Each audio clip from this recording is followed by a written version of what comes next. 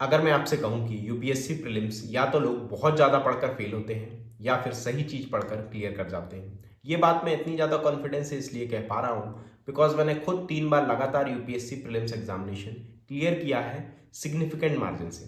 इस वीडियो के एंड तक आपको 3 चीज़ें क्लियर हो जाएंगी। सबसे पहली चीज़, यूपीएससी प्रीलिम्स में एक्चुअल में टेस्ट क्या होता है। दूसरी चीज़, 50 to 60% of the UPSC prelims is highly predictable. और तीसरी चीज़, आपको क्या करना बंद कर देना है आज से। अगर आप एस्पिरेंट हो, फ्रेशर या फिर रिपीटर, ये वीडियो आपके लिए है। इस वीडियो को आप स्किप मत करना। Hello everyone, I am doctor Vaibhav Rawat. पहले मैं डॉक्टर था, फिर मैं आईपीएस बना। और इस यूपीएससी की जर्नी के दौरान मैंने ये देखा कि ज़्यादातर एस्पिरेंट्स एग्जाम को गलत तरीके से अप्रोच करते हैं, खासकर प्रीलिम्स एग्जामिनेशन को। इस चैनल या इस वीडियो का मतलब मोटिवेशन नहीं है। मेन मोटिव इसका ये है कि आपका कन्फ्यूजन दूर हो। सबसे बड़ा प्रीलिम्स का मिथ क्या है कि आपको सब कुछ आना चाहिए। एक्चुअल में सही नहीं है। प्रीलिम्स में 100 क्वेश्चन आते हैं, 200 नंबर का पेपर होता है। कट ऑफ पिछले 4-5 सालों में अराउंड 85 to 90 जा रहा है। तो सेफ स्कोर क्या हुआ? 95 to 100। अगर आपके कट ऑफ से 10 नंबर तक ज़्यादा आ रहे हैं तो एक सेफ स्कोर में आ जाएगा। मतलब इसका क्या है? आपको परफेक्ट नहीं बनना है, आपको स्ट्रेटेजिक बनना है। सबसे पहला स्टेप है पीवाईक्यू सॉल्व करना। अब PYQ is not for solving, they are for thinking. सबसे पहली गलती लोग क्या करते हैं, लोग पीवाईक्यू उठाते हैं, उसे टेस्ट समझ के सॉल्व करने लगते हैं। मैं कह रहा हूं पीवाईक्यू को आप यूपीएससी का दिमाग समझने के लिए यूज करिए। इसका एक बहुत सिंपल तरीका मैं आपको बताता हूं। ज्यादा कॉम्प्लिकेट नहीं करना है। पिछले 5-7 साल के पेपर उठाने हैं। ज्यादा दिमाग नहीं लगाना है कि 10 साल के करूं, 15 साल के, 20 साल के। पिछले 5-7 साल के पेपर उठाइए, बैकवर्ड मूव करिए फ्रॉम 2025, 24, 23 एंड सो ऑन। इसके बाद ये देखिए कि किस सब्जेक्ट से ज्यादा क्वेश्चन आ रहे हैं, किस टॉपिक से ज्यादा क्वेश्चन आ रहे हैं, किस तरीके के क्वेश्चन हैं। क्या क्वेश्चन रटने वाले आ रहे हैं किसी सब्जेक्ट से, या फिर क्वेश्चन कॉन्सेप्चुअल है जिसमें आपको अंडरस्टैंडिंग चाहिए, थिंकिंग चाहिए। क्या क्वेश्चन में आप ऑप्शन एलिमिनेट कर पा रहे हैं जिसके थ्रू आप आंसर तक पहुंच पा रहे हैं। क्या कहीं पास आप लॉजिकल गेस कर पा रहे हैं जिससे कि आपका आंसर सही हो रहा है। कौन सा कॉन्सेप्ट, कौन सा टॉपिक बार बार रिपीट हो रहा है। जब आप पीवाईक्यू देख के ये बोल पाओ कि इस टॉपिक के इस एरिया से ज्यादा क्वेश्चन आते हैं, ये कॉन्सेप्ट बार बार ज्यादा आता है, इस तरीके से मैं क्वेश्चन सॉल्व कर पाऊंगा, मतलब आप पीवाईक्यू समझने के सही डायरेक्शन में हो। सेकेंड स्टेप है सोर्स लिमिटेशन, और ये सबसे इंपॉर्टेंट चीज है यूपीएससी में फेल होने का। अगर प्राइमरी रीजन कोई मुझसे पूछे तो वो ये होगा कि too many sources and too little revision. हर सब्जेक्ट के लिए एक प्राइमरी सोर्स तय करिए। जैसे पॉलिटी के लिए लक्ष्मीकांत प्लस जो भी करंट अफेयर आप कर रहे हैं, एनवायरमेंट के लिए एक पर्टिकुलर सोर्स प्लस जो भी करंट अफेयर आप कर रहे हैं, एंड सो ऑन। अगर आप ज्यादा सोर्सेज से पढ़ रहे हो, सपोज आपने पॉलिटी लक्ष्मीकांत से पढ़ी, इसके बाद आपने कोई क्रैश कोर्स ज्वाइन किया कि मैं प्री के लिए एक क्रैश कोर्स कर लेता हूं, वहां आपको दूसरे नोट्स मिले, आप उससे पढ़ने लगे। फिर आपको लगा कि यार इसमें इतना डेंस नहीं दिया है, इसमें इतना अच्छे से नहीं दिया है, मैं और अच्छे से तैयारी करूंगा। तो आप जो हैंड रिटन नोट्स आते हैं, अलग अलग कोचिंग के मार्केट में मिल जाते हैं, वो उठा लाए जिसमें कि डिटेल्स में आप पढ़ रहे हो। यानी कि आप पढ़ तो 3 सोर्स रहे हो, बट एक भी बार आप उसे अच्छे से रिवाइज नहीं कर पाओगे। इसका मतलब ये हुआ कि आप बिजी हो, आप मेहनत कर रहे हो, बट आपकी प्रोडक्टिविटी ऑलमोस्ट जीरो है और इसका कोई फायदा नहीं होने वाला है। तीसरा स्टेप आता है सब्जेक्ट प्रायोरिटी। यूपीएससी का पेपर डेमोक्रेटिक नहीं होता है, सब सब्जेक्ट को इक्वल राइट नहीं मिलते हैं। 4 सब्जेक्ट हैं, polity, economy plus agriculture, environment, geography plus mapping. ये 4 सब्जेक्ट से ही around 60 to 65% of the paper आता है। इसका मतलब ये नहीं है कि आपको बाकी सब्जेक्ट को इग्नोर कर देना है, बट जब भी आप पढ़ने बैठे तो प्रायोरिटी में उन्हीं चीजों पर ध्यान देना चाहिए जहां से ज्यादा एग्जामिनर पूछ रहा है क्वेश्चंस। अब मैं आपको बताता हूं ये 4 जो मेन सब्जेक्ट हैं, इनको पूरे करने की प्रोसेस क्या होनी चाहिए। बहुत सिंपल तरीके में मैं आपको बताता हूं। सबसे पहले सब्जेक्ट आता है पॉलिटी। पॉलिटी में आपका टारगेट ये होना चाहिए कि आपका इजी क्वेश्चन गलत ना हो। इसका मतलब ये है कि जो भी क्वेश्चन लक्ष्मीकांत से आ रहा है वो आपका गलत नहीं होना चाहिए। ये गलत कब नहीं होगा, इसके लिए आपको सबसे पहले पीवाईक्यू उठाने हैं।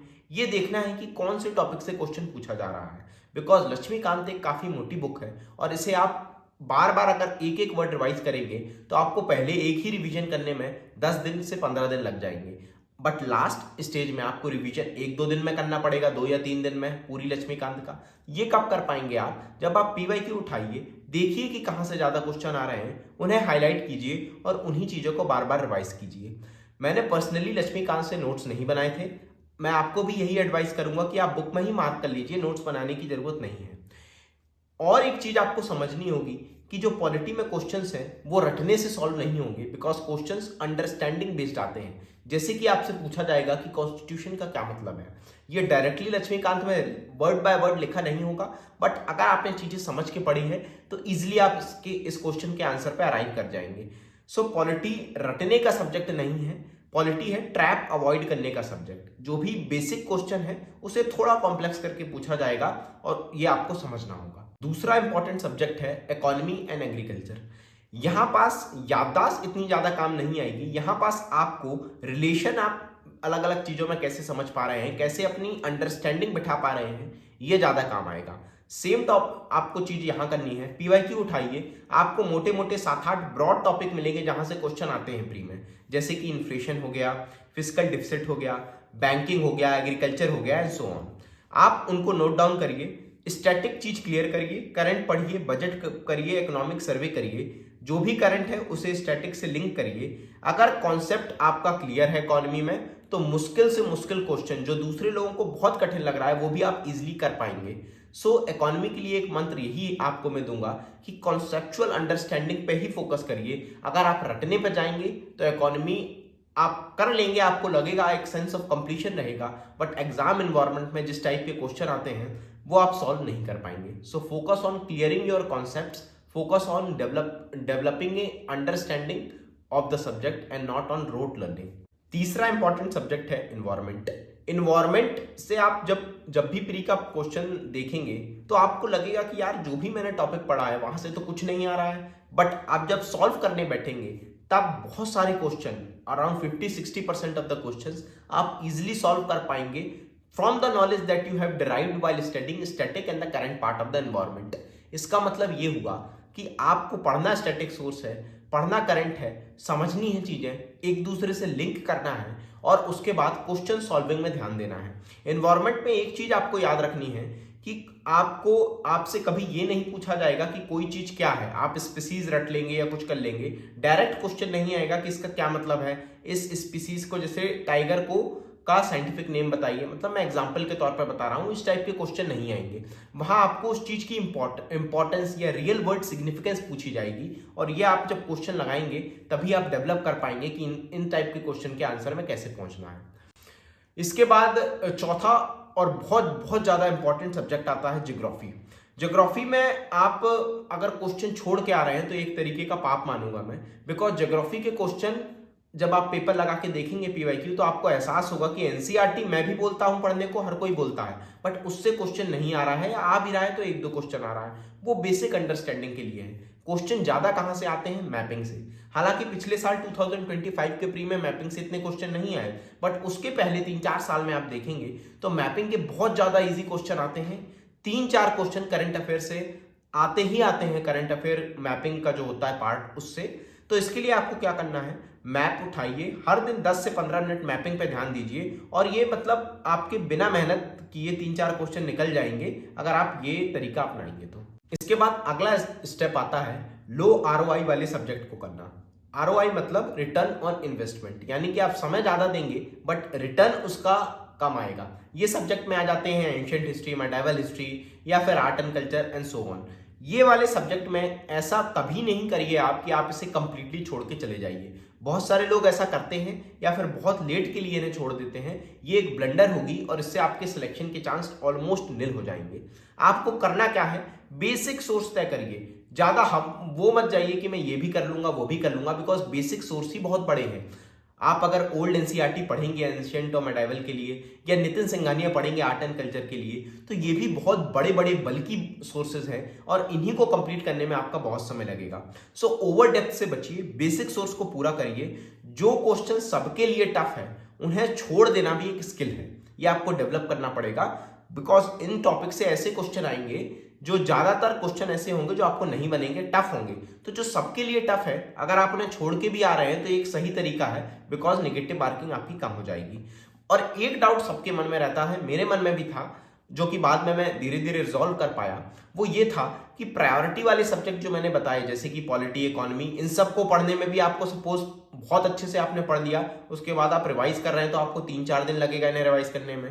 इसके बाद जब आप लो ROI वाले सब्जेक्ट में आएंगे, जैसे हिस्ट्री हो गया, एंशियंट हिस्ट्री हो गई, या फिर आर्ट एंड कल्चर हो गया, उनको भी करने में 3-4 दिन लगेंगे। ऐसा तो है नहीं कि वो एक दिन में ही हो जाएंगे, बट उनका आपका इन्वेस्टमेंट तो उतना ही जा रहा है, बट रिटर्न कम आ रहा है। तो ऐसा करें क्या कि हम इकोनॉमी तो 4 दिन में पूरी करें, बट आर्ट एंड कल्चर को एक दिन दे दें? जी नहीं, ऐसा बिल्कुल भी नहीं करना है। आपको दोनों में, जैसे कि इकोनॉमी में 200 पेज पढ़ने हैं, आर्ट एंड कल्चर में 200 पेज पढ़ने हैं, तो ये कोई जादू तो है नहीं कि आप आर्ट एंड कल्चर जल्दी कर लेंगे। उतना ही समय आपको देना पड़ेगा और देना भी चाहिए। ये दिमाग में बिल्कुल ना सोचें कि इकोनॉमी में इतना ज्यादा रिटर्न आ रहा है 4 दिन पढ़ के, आर्ट एंड कल्चर में इतना रिटर्न नहीं आ रहा, बट फिर भी आपको उतना ही समय दोनों के लिए देना पड़ेगा, बिकॉज दोनों का जो कंटेंट है वो उतना ही है और अपने आप चीजें नहीं होंगी, आप मेहनत करेंगे तभी पूरी हो पाएगी। अगली स्टेप है completing current affairs. Current affair अगर अभी तक आपने कुछ भी नहीं किया था तो बिल्कुल चिंता मत करिए, PT 365 उठाइए, कंपाइलेशन उठाइए किसी भी कोचिंग का और उसे पूरा कर लीजिए। बहुत सारे लोगों के मन में एक डाउट रहता है कि सर पिछले 12 महीने की करें या उससे भी ज्यादा कर लें, बिकॉज आजकल लोग बोलते हैं कि ये क्वेश्चन 3 साल पहले न्यूज में था, ये 4 साल पहले था, मतलब कंटेम्पररी टॉपिक से क्वेश्चन आने लगे हैं। बिल्कुल भी ऐसा नहीं करना है, 12 महीने पे ही फोकस करिए, उससे ज्यादा 1 महीने भी जाने की जरूरत नहीं है, ज्यादा दिमाग मत लगाइए अपना। आपको करना क्या है, जो भी आप करंट में पढ़ रहे हैं उसे स्टैटिक से लिंक करते जाना है। जैसे आप फॉर एग्जांपल मैं आपको बताता हूं, जैसे कि जो पॉलिटी की PT 365 आती है किसी भी कोचिंग की, वो मोटी होगी, लगभग 100 पेज, 100-150 पेज की होगी, बट जब आप उसे स्टैटिक से लिंक करते जाएंगे तो आप अंत में उस 150 पेज के 5 पेज के नोट्स बना लेंगे, बिकॉज 90% या 95% ऑफ द जो उसमें दिया है करंट वाली मैगजीन में वो स्टैटिक का ही पार्ट था, जो कि आप ऑलरेडी पढ़ चुके होंगे। इसीलिए बहुत जरूरी है जो भी आप करंट कर रहे हैं उसे स्टैटिक से लिंक करते जाएं। करंट अफेयर का मतलब ही तब होगा जब आप उसे स्टैटिक से लिंक करेंगे, बिकॉज 70 to 80% पेपर स्टैटिक से आता है, करंट अफेयर उसे सप्लीमेंट करने का काम करता है। अगला स्टेप आता है प्रैक्टिस। प्रैक्टिस से मेरा मतलब ये है कि मॉक सॉल्व करना। अब मॉक सॉल्व करने में लोगों को बहुत सरदर्द रहता है। आपने एक बार चीज पढ़ ली, एक बार रिवाइज कर लिया, उसके बाद आप सॉल्व करेंगे मॉक्स, तो कुछ चीजें आपको मॉक सॉल्व करते समय याद रखनी है। पहली चीज ये है कि मॉक सिर्फ नॉलेज का गेम नहीं है, स्किल का भी गेम है। आज से लगभग 4-5 साल पहले जब पेपर इजी आता था तो बहुत ज्यादा स्किल का रोल होता था कि आप एलिमिनेट करके आ जाएं, ऐसे आ जाएं, वैसे आ जाएं, बट 2020 के बाद जब पेपर कठिन आने लगा तो बहुत सारे लोग बोलने लगे कि अब तो सिर्फ आप रट के जाएं, नॉलेज मतलब रट के या समझ के जाएं, नॉलेज को यूज करें और सॉल्व करें। बट अभी भी MCQ स्किल में स्किल का बहुत ज्यादा रोल होता है, सिर्फ नॉलेज का नहीं होता। तो मॉक्स सही तरीके से कैसे यूज करें? सबसे पहली चीज, स्कोर ऑब्सेशन छोड़ दो। आपके 50 नंबर आ रहे हैं, 100 आ रहे हैं, 150 आ रहे हैं, कुछ भी फर्क नहीं पड़ता। मैंने ऐसे बच्चों को देखा है जिनके विजन के जो टेस्ट होते थे, मतलब जो ऑल इंडिया लेवल के टेस्ट होते हैं प्री के, उसमें 150 मार्क्स आते थे और उनका क्लियर नहीं हुआ। ऐसे बच्चों को देखा है जिनके 60-70 नंबर आते थे, उनका क्लियर हो गया। तो मॉक्स में मार्क्स का ऑब्सेशन छोड़ दो। हर मॉक के बाद आप 2 चीजें एनालाइज करो। पहली चीज, जो भी क्वेश्चन आपका गलत हुआ, क्या वो आपने पढ़ा था? क्या वो आपके प्राइमरी सोर्स में था? क्या वो आपके प्राइमरी करंट अफेयर के सोर्स में था? अगर वो क्वेश्चन आपका गलत हो गया तो ये एक ब्लंडर है, और अगर ये क्वेश्चन आपने रिड्यूस नहीं किए गलत होना, ये आपकी एक्यूरेसी जो आपने पढ़ा है उसमें 90% से ऊपर होनी ही चाहिए, मिनिमम 90% होनी चाहिए। अगर आप पढ़ा हुआ गलत कर रहे हैं तो फिर आप सिलेक्ट नहीं हो पाएंगे।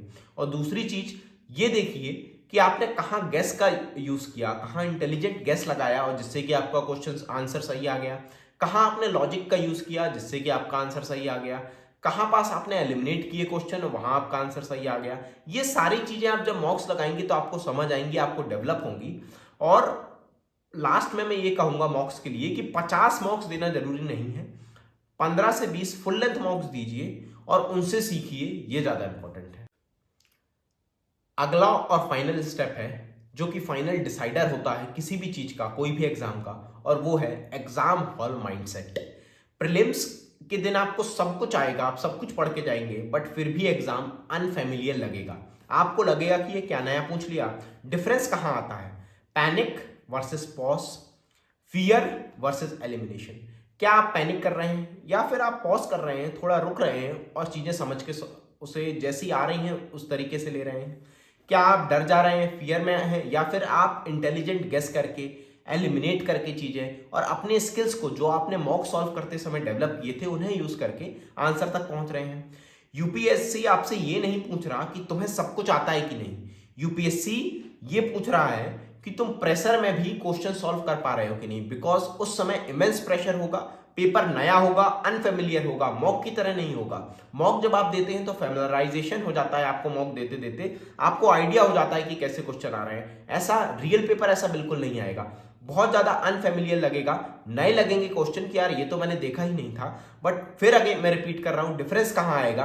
आपको पैनिक नहीं करना है, आपको डरना नहीं है। जो भी स्किल्स आपने डेवलप किए हैं, जो भी नॉलेज आपकी है, उसे यूज करना है और सही आंसर तक पहुंचना है। जो भी आपका बेस्ट हो उसे देना है। एक बात सीधी सी है, यूपीएससी प्रीलिम्स का एग्जाम टफ इसलिए नहीं होता बिकॉज यहां पास सिलेबस बहुत ज्यादा है या लक का रोल बहुत ज्यादा है। ये टफ इसलिए हो जाता है बिकॉज हम अपनी तैयारी गलत डायरेक्शन में करते हैं। अगर आप बहुत ज्यादा पढ़ रहे हो, बहुत मेहनत कर रहे हो, फिर भी आपको कॉन्फिडेंस नहीं आ रहा, तो प्रॉब्लम आप में नहीं है, आपके अप्रोच में। मैं यहां आपको मोटिवेशन देने नहीं आया हूं, मैं यहां आपको एक सही डायरेक्शन, सही अप्रोच बताने आया हूं। अगर इस वीडियो में आपको थोड़ा भी डायरेक्शन मिल पाई तो मैं अपने ये वीडियो बनाना सफल मानूंगा। अगर आप सही जगह पर मेहनत करेंगे तो 100% आपको सक्सेस मिलेगी ही मिलेगी। Thank you all for watching the video.